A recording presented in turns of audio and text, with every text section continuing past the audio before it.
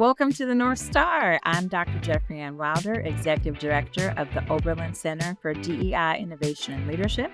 This season, we're exploring disruption, the moments when leaders choose to challenge systems, shift perspectives, and chart new paths. My guest today is Dr. Gregory C. Hutchings Jr., a national education leader and scholar whose career spans teacher, principal, superintendent, consultant, and now professor at Howard University.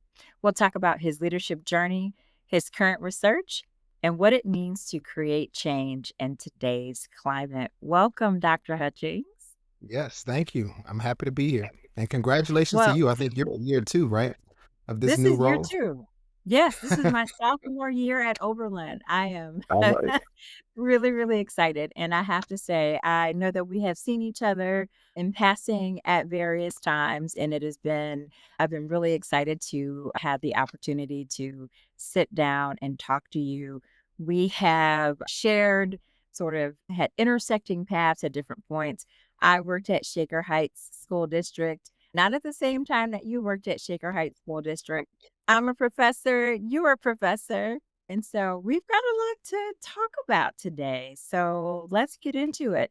Before we jump into your professional career and your leadership journey, I love an origin story, right? So can you tell us a little bit about your origin story? Tell us a little bit about where you're from and what sort of shaped you into the person that you are today. Yeah, well, first off, I'm born and raised. I feel like I'm a Fresh Prince and I'm from West Philadelphia, but I'm not. Born and raised. I'm from Alexandria, Virginia, Okay, right great. outside of Washington, D.C., which is amazing because I became the superintendent of the school district that raised me, right? Which Yeah. was pretty awesome to do, which I know we'll talk about a little later. But I'm from Alexandria. I got here because my father, he is a graduate of Howard University. And Wow. when he was graduated from Howard, actually the day he graduated from Howard, I was born. Friday the What? 13th. I know, May What? 13th, 1977. My dad he was Wow. graduating from, they have the School of Business graduation was on that Friday. The big graduation was on that Saturday or Sunday or something like that. But everyone was down for my dad's graduation. So people would send me cards for years that I didn't really know in my family because they remembered my birth because I was born. And, go figure, I'm now a professor at Howard University, which is pretty amazing to me. But, a part of my story is just the simple fact I was raised in a household, even though my dad was a Howard University graduate, my parents got a divorce and my mom was a single mom raising 3 children in Alexandria.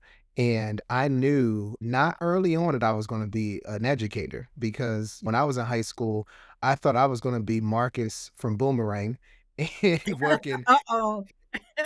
working in New York That's not and good. That doing is not marketing. good. I thought I was gonna be marrying Halle Berry or something, So, which I got my own Halle Berry, my wife, Cheryl. But 23 years, by the way.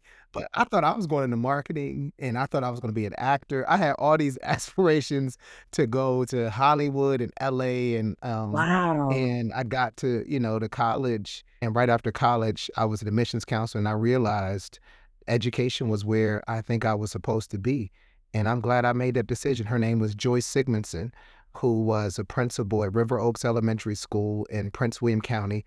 I was an admissions counselor for Old Dominion at the time, and she said, "You would be a great teacher. Here's my business card. Call me whenever you're ready to do the call for teaching." And 3 months later, I gave her a call. It was like October of 2000. So the school year had already started. I called her and she said, "You know what? I have a position that's available. Can you come interview tomorrow?" And I was like, "Tomorrow?" So I went, interviewed, and the rest was history. I became a teacher, October 2000 at River Oaks Elementary School as a 5th grade teacher, not having kids at that time, wasn't married or anything, and just now responsible for these 25 kids, which was crazy and intimidating, but I survived and the rest is history. 25 years ago. 25 years ago. 25 years ago. Yep. Yes. 25 years. Oh my goodness, what an origin story. So let's fast forward the tape a little bit. You kind of scared me a little bit with saying Marcus from Boomerang because I completely didn't even completely forgot what his profession was. I was thinking about the player type, right? So that made me a Oh, little bit yeah, he was a player nervous. too. Right. That all of that part. He was a Glad that marketing executive. right. Glad you skipped all of that part and that you landed in education, right? So 25 years later, then you served in a variety of educational administration roles after sort of starting out in the classroom. And then you end up getting a call from Shaker Heights City School District, which is in the Cleveland, Ohio area, which is my hometown. And you made history. Right? Let's spend a little time talking about the history that you made because for as humble as you wanna kinda talk about these beginnings, it's pretty storied. So, for those folks who may not know, Shaker Heights, Ohio is a first ring, suburb. Really, it borders the city of Cleveland. It neighbors the city of Cleveland, small, very diverse community neighboring the city of Cleveland and has its own distinctive, unique history of integration.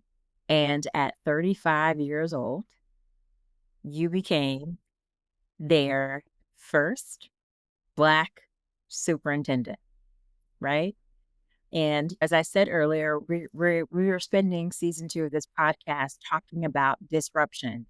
And, Shaker Heights has been written about a lot by a lot of people over the course of Shaker's history, particularly as it relates to the education arena, right? So people write a lot about Shaker Heights and thinking about the educational outcomes. I studied about Shaker Heights even as a doctoral student and thinking about educational outcomes.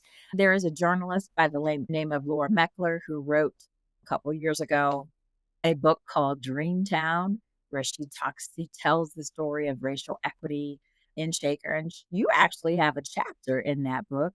We're not gonna get to a lot about what she writes in Shaker writes about you in that book. I want you to tell the story about what it meant for you to make history in Shaker as a superintendent. What did that mean for you to walk into Shaker Heights as a 35-year-old first Black superintendent in that school district?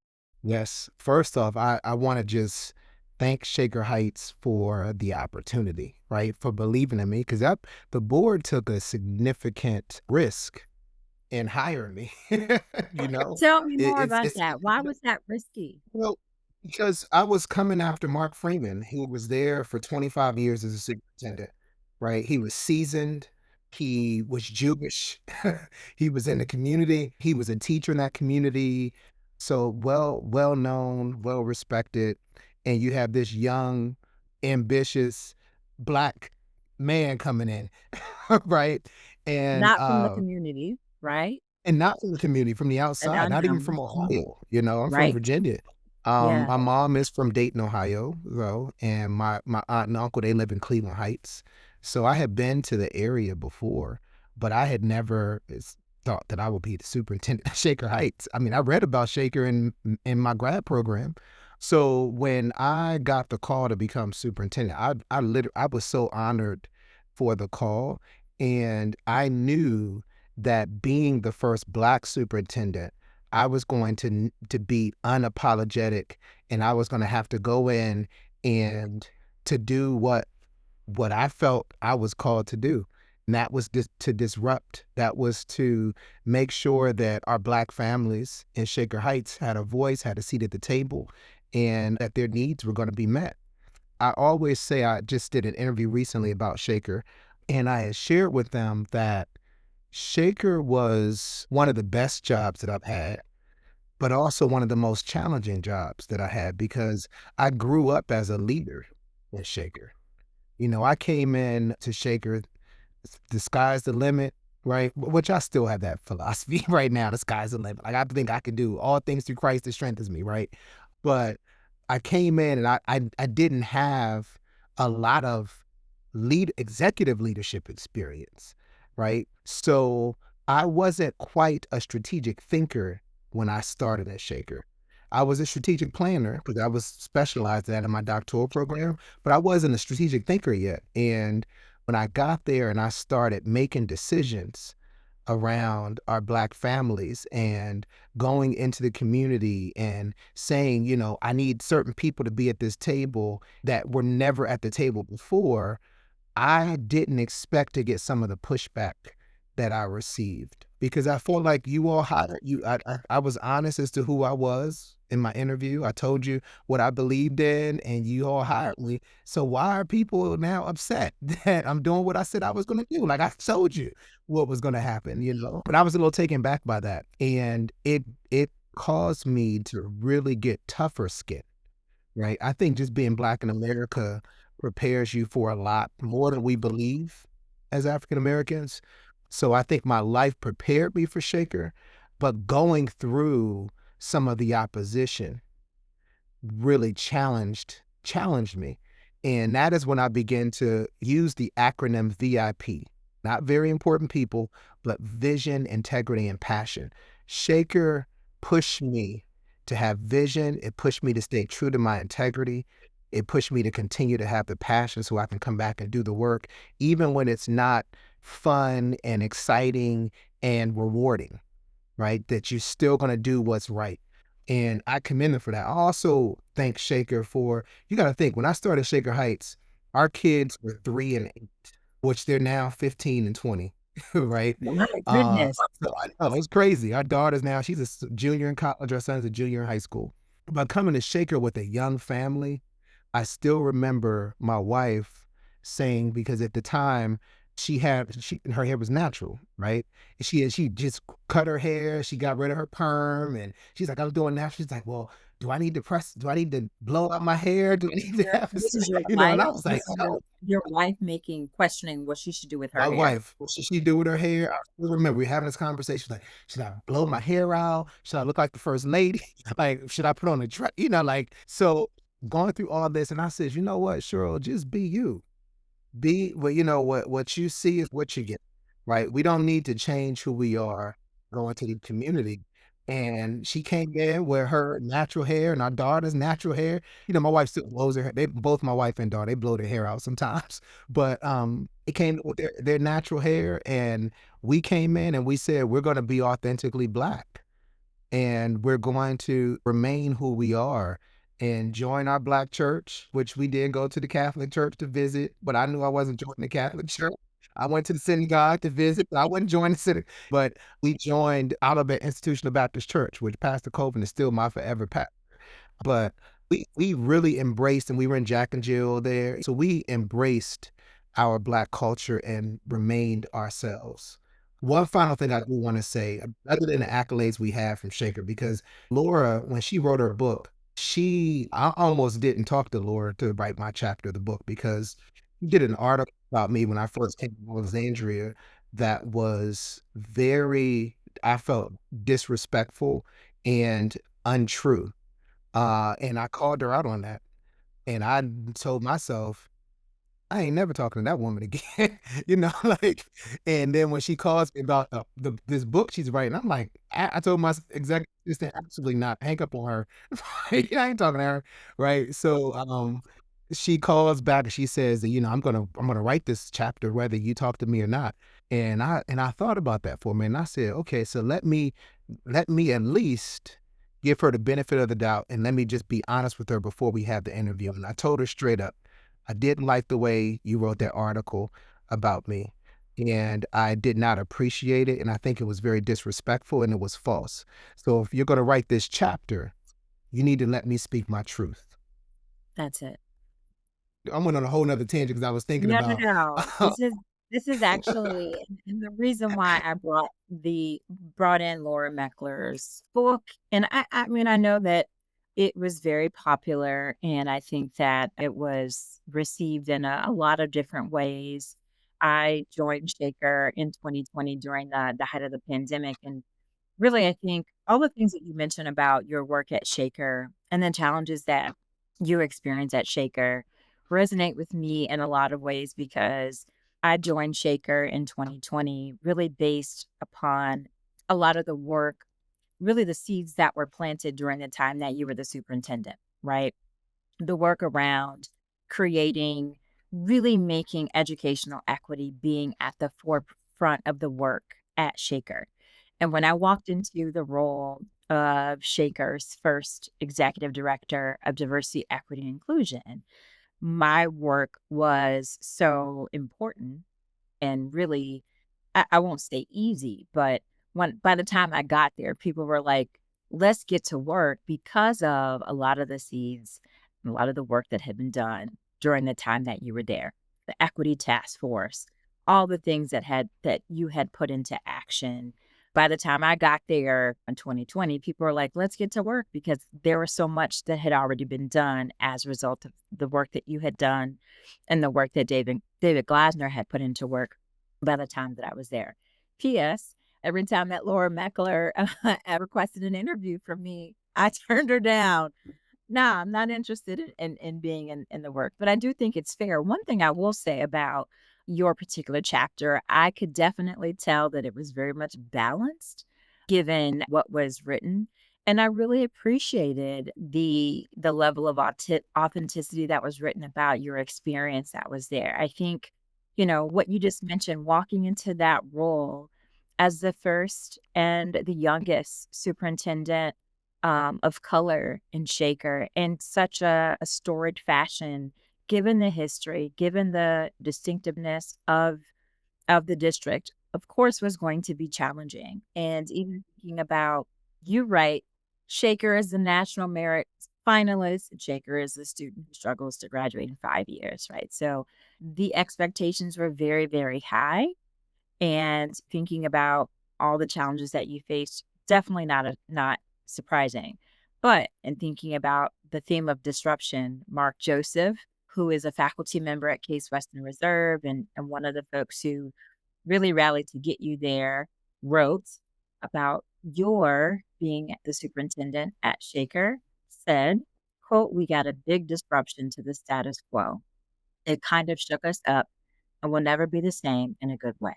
So that's really important to think about the legacy that you left at Shaker, because then you take that and we talked about your story, you left Shaker, right? And so like LeBron, right, who Right, came went back back home. to Cleveland, right? Went back to your hometown of Alexandria to become the superintendent, and you do that. What was your legacy in Alexandria being the superintendent there? You know, it was a tough decision actually for me to apply to Alexandria because at the time people didn't know this, but I was being recruited to go to some other districts from Shaker. And I had just signed another contract saying I'm going to stay. So Wow. then Alexandria opened up and I applied to the Alexandria job the last day it was open because I knew I said, if I submit my application, I think I'm going to get the job. I really believe I'm going to get this job if I submit this. So do I really want to do this? We had moved my mom to Shaker Heights to help us out with the kid. Like we loved we had our community. We loved our home. We'll never get a house like we had at Shaker again. A historic 1920, 1928 or something. It was a beautiful historical Tudor style home. And I'm like, am I gonna leave all this? Cause I'm good. I feel great. We're making progress. I'm making good money. I love the community, but there's no place like home. And one thing that I realized coming back to Alexandria was that, yes, people said the goat was coming back home and all these types of things, but that challenges came with that too. What I realized in Alexandria was that because I was far removed from Alexandria after I graduated from high school, because my mom moved to Maryland. So I would go back to visit friends, but I didn't live there anymore until I was a director there many years later. But what I realized in Alexandria was that we had a lot of liberal racists in a city where the first Africans arrived in this country. and were dispersed all over America. And because of the heart of racism that resonated in the city of Alexandria, it was in the heart of all the work that I was hired to do. I was the second Black superintendent in Alexandria. Alvin Crawley was the first Black superintendent, who was right before me.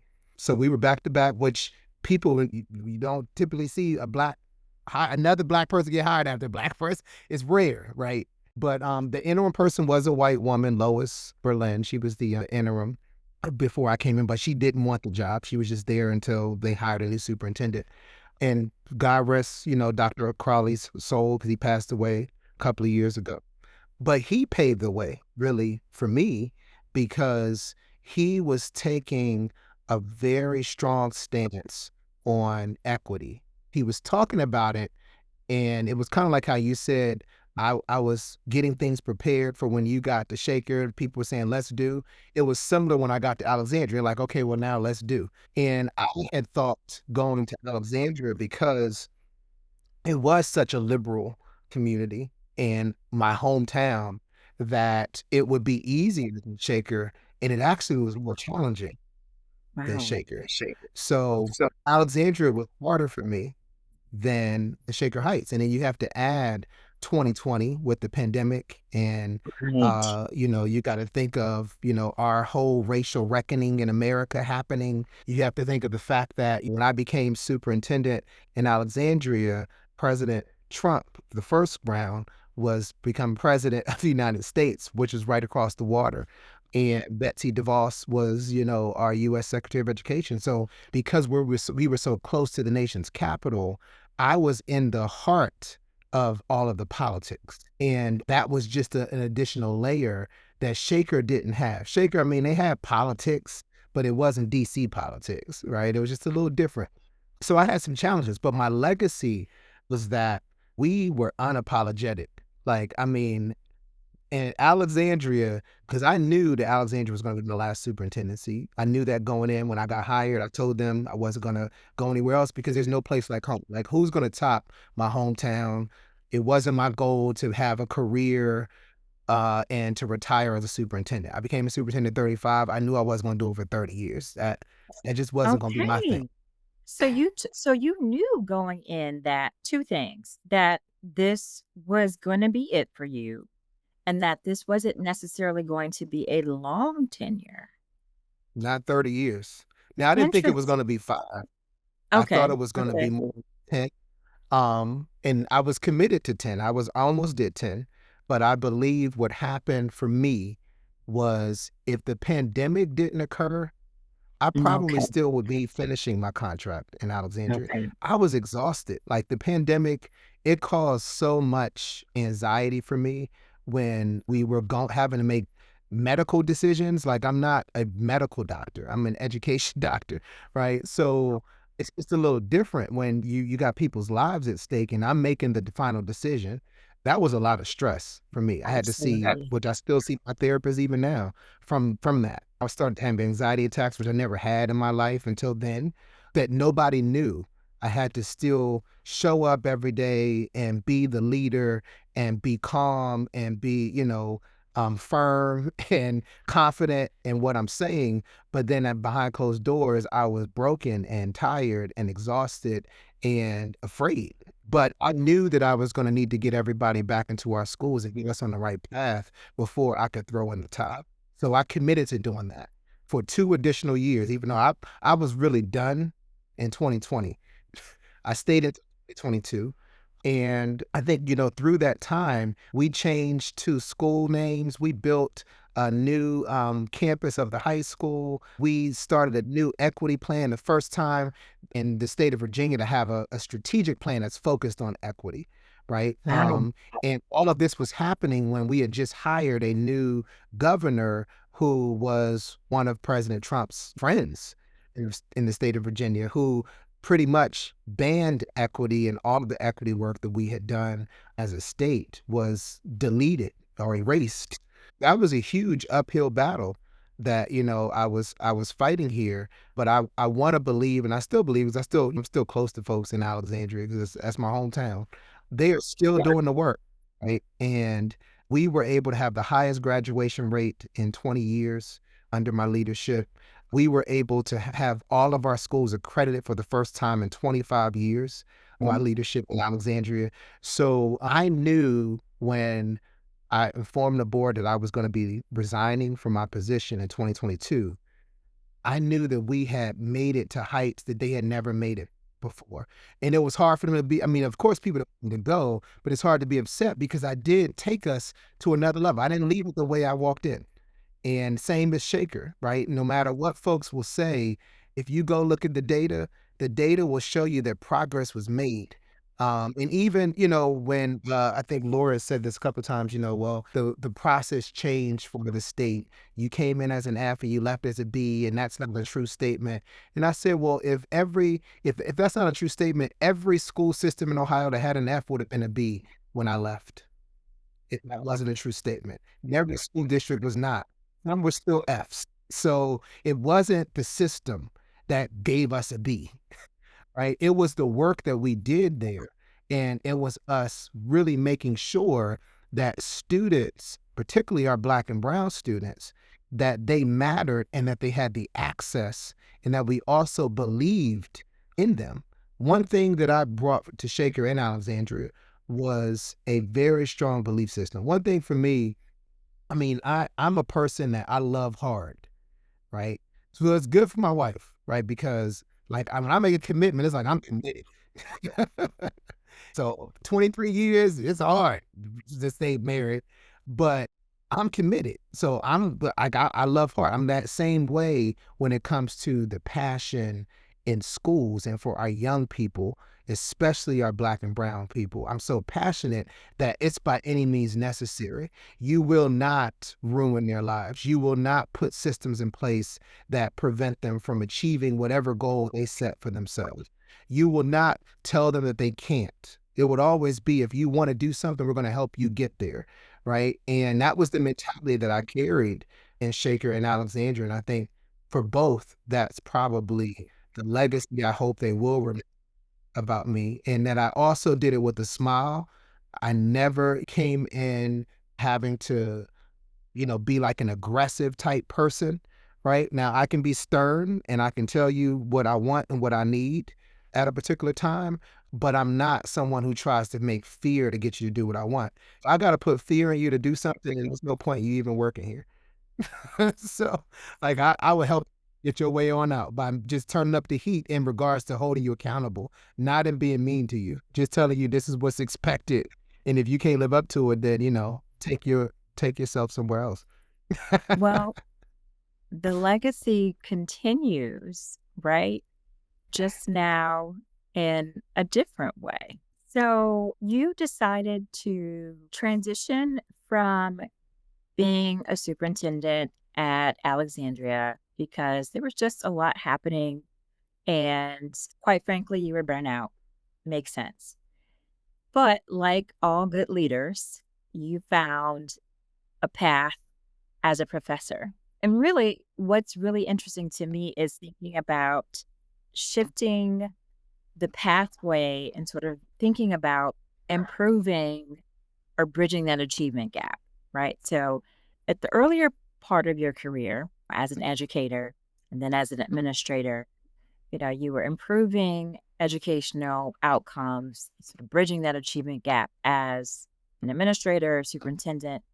But now you're doing that by continuing to complete the pipeline, if you will, by addressing women superintendents. So, Yeah. as a current faculty member at Howard University, your research right now looks at the experiences of Black women superintendents. Can you walk us through that research and why that Yeah. is such an important piece in addressing both the pipeline issue, but also more importantly, looking at continuing to bridge educational outcomes?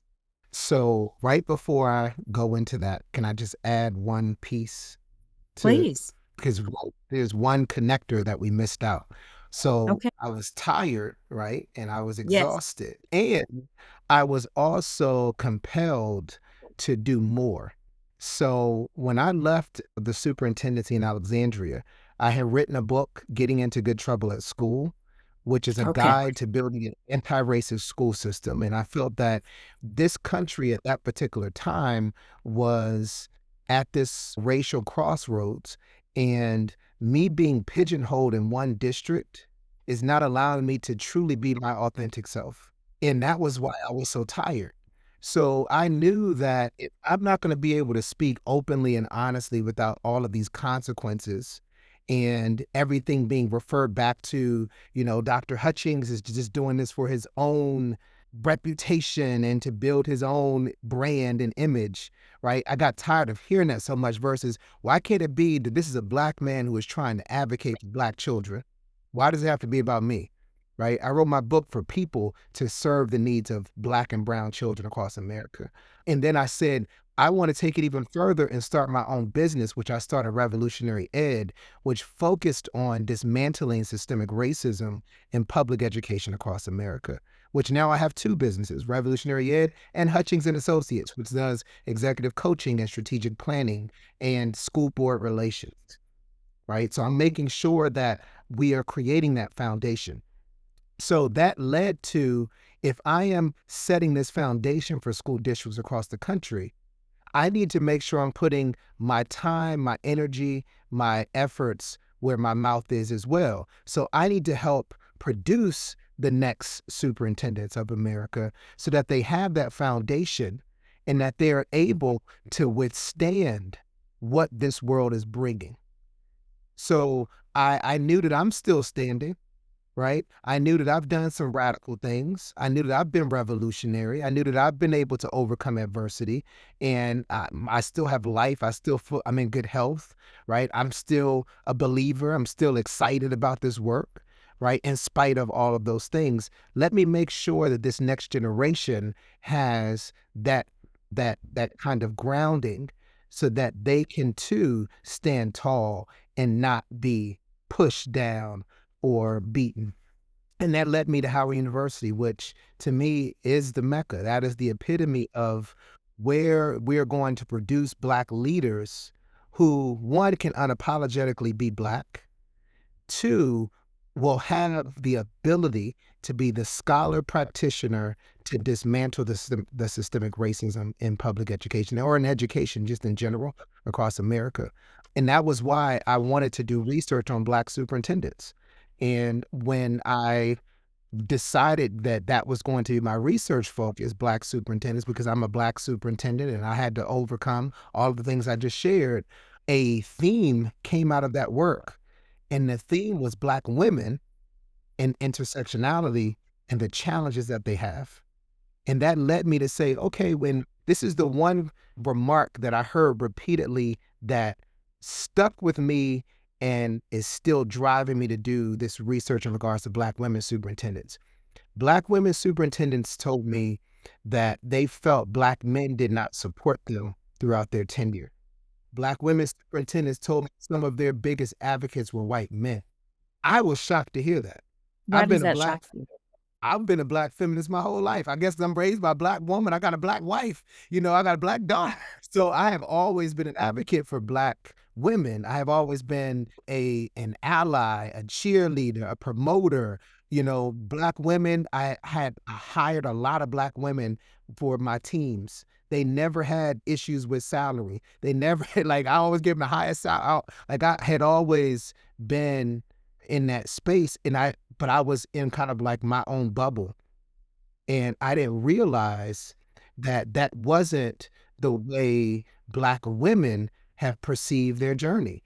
And because I was so taken back by that, it forced me to say, okay, well, let me dig a little deeper and find out what is going on that is preventing, one, Black men from valuing our Black women and holding them up and lifting them up. And two, also even other Black women. Some of the Black women said that some of their biggest nemesis are other Black women, which I was like, wow, So, which I heard my wife say certain things. She's not in education. She's a business owner. She owns a CPA firm. So she's in the business world, but she said some of the same things. that she found some of her most challenges have been with other Black women instead of being lifted up by each other. So this is why I'm doing this research now. And what I'm finding is that Black women, as Malcolm X said this in the 60s, the Black woman is the most disrespected person in America. I believe the Black woman superintendent is the most disrespected educator in America, but the Black woman is the most educated person in America, which is crazy. So I'm gonna just not necessarily playing devil's advocate, but as someone who has supervised a ton of doc students and that sort of thing, what are you hoping your research is going to help inform our field of education?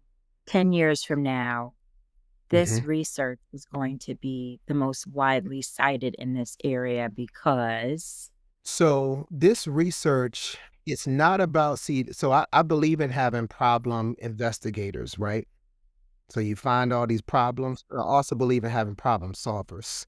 And I'm hoping that this research will create pipelines that will allow this next generation of Black women to not have to go over as many obstacles, right? So that we're putting, we're putting systems. This is what and this is why we had our Black women reconvening just a couple of weeks ago through Howard University. Our dean had this vision, and we brought Black women superintendents from all over the country together to do a reconvening to talk about best and to talk about the importance of leadership and how intersectionality causes you to feel overwhelmed. These are the types of things that I think my research is going to bring about. Supports for Black women, networks for Black women. How do board members work with Black women superintendents? How do Black women superintendents work with each other? What does a solid network that's going to uplift Black women to be the best they can possibly be, what will that look like? Right. So that's what I'm hoping that this research does, that it does reveal some of the problems, but also some of the greatness and solutions to ensure Black women can be successful and will be, so that they won't continue to be scapegoated and hired to do jobs that they get fired to do the same job they were hired to do. They didn't even cause the problem, but now they're losing their jobs. And I have a lot of my Black women superintendent sisters who are in those situations that have lost their jobs for no reason at all, but because they are Black women and misunderstood, but then hired when the sky literally is falling and there's no way but up. And they make the most progress and they get fired for the problem they didn't even cause, which is absolutely nuts to me. And it happens to Black men too, but it's happening to Black women at greater rates. And less than 2% of our superintendents across America right now are Black women. There was research that I just spoke with one of my colleagues, and she shared this with me. She's doing research on Black women superintendents across America. There are 26 states right now that does not have a Black woman as a superintendent. 26 states. That's more than half that do not have a Black woman in the entire state as a across their superintendent districts, across their districts. across the United States of America. That to me is unbelievable. And when you think about when you add Black men into the picture, it's only 3% of superintendents across America are Black. That's it.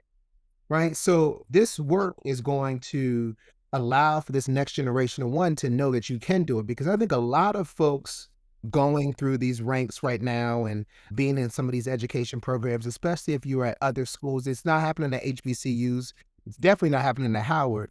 But I think some people, Black folks who are in education, they are being pushed into thinking that they can't do certain things or that things aren't possible. You can't be or you can't be, a leader of an organization, or you can't be a principal, or right. So they're being influenced. And I think sometimes there's a false narrative that makes them feel like they can't do something.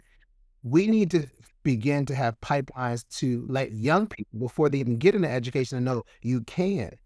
Right? You can be a principal, you can be a superintendent, you can lead a school district, right? And we also need to, as educators, stop saying, don't go into education, because we are sometimes discrediting our own education myself. Don't go into education. Education is the best field in the world. It molds any and everything that this world does. It's the most powerful job in America. It's the most powerful job in the world, right? Like, who would want to be an educator? Has that power of multiplication, right? And just like that woman who gave you that business card, That's right. right? That you had, and she said, "Oh, got a job for you." As we close, I always close with 3 rapid fire questions. Something that has made you smile big this week. Our family. I feel really blessed. Every time I think this week, I thought about our family, just my wife and our 2 kids. And it's full circle because our daughter was born here. We now live in the Richmond area, right outside of Richmond, Virginia. And our daughter, we came here when we first got married. We built our first home here. And 20 years later, we're back into the same area. Not necessarily in the same city, but close to the same area. And it's full circle. And I feel extremely blessed. That makes me smile. And I thought about that this week. And you're going into your 25 years since you started in education. Yeah, since I started Um, education. 30 years I just had my 30th high school reunion, which is Somebody crazy. getting old. Not me, you. You told us when you were born, so, I mean, you set yourself up for that one. Something that keeps you up at night. Something that keeps me up at night. Wow, the state of this country. Mm. The state of this country. Right now, we're at a significant crossroads, but it keeps me up at night, but I also know there's hope because I stay in tune to our history, and I think of as African Americans and as Africans who were first brought to this country, right? Unwillingly brought to this country and worked for free. We have overcome so much that this too shall pass. I still have hope because we've been in worse situations than this. I hear that a lot. And last question as we close, what is your North Star in this work, the guiding principle that keeps moving you forward? Well, I mean, it goes back to my VIP acronym, vision, integrity, passion, right? I mean, that is probably my North Star. I think if I ever lose one of those things, my work is done. And it's funny because my wife, she is talking about she's retiring, this semi-retirement when she turns 50, right? Which is next year. And I don't see that on the horizons for me. I see me always doing work, this kind of work. I still see me being at Howard as a professor and them telling Dr. Hutchins, you need to retire. You need to move on, right? And I can see me still saying, I want a young person to come in and teach the class, but I want to be an advisor to somebody, right? And share my story and share what I've learned from all these different generations because working with next generation leaders keeps you in the moment and keeps you present and it keeps me alive. So VIP is what's my North Star. Love it. Thank you so much, Dr. Gregory C. Hutchings Jr., founder and CEO of Revolutionary Ed, Hutchings and Associates, and author of Getting into Good Trouble at School, a guide to building an anti-racist school system. Thank you so much. It's been such a pleasure. Thank you. I'm so proud of you too, Dr. Waters. Thank you for me and all that you're doing. I want to give you your flowers while you're here. I appreciate that. Thank you so much.